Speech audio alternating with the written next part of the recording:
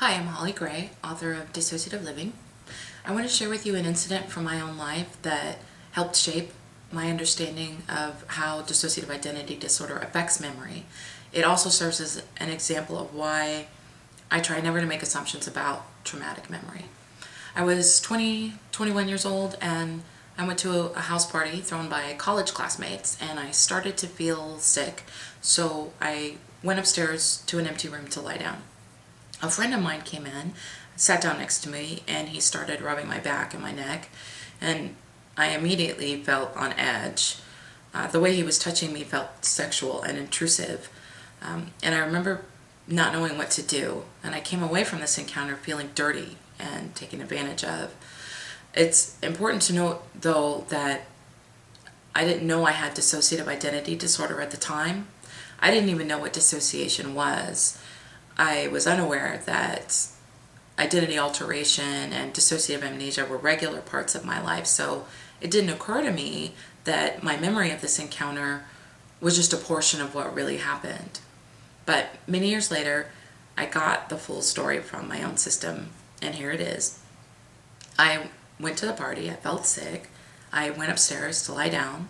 My friend came in and started touching me in what felt like a sexual way, but might not have been at all.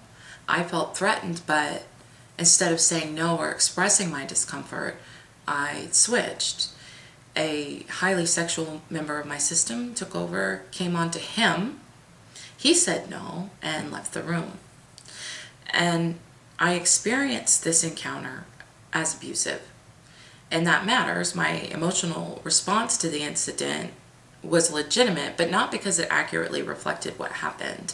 In other words, I felt abused, but I most certainly wasn't. This guy had no reason to suspect that he was making me uncomfortable. In fact, he had every reason to believe otherwise. And if anybody behaved inappropriately that night, it was me, not him. I share that story with you because I want to be really clear that I do believe feelings matter and do serve as memories in and of themselves, but it's taking a dangerous leap, I think, to assume that because I feel traumatized by something, someone has victimized me. In fact, as somebody with dissociative identity disorder, I think it's really important for me to approach traumatic memory with caution and a keen awareness that though my feelings are valid, they may not accurately reflect what really happened. Thanks for watching, and I hope I see you online.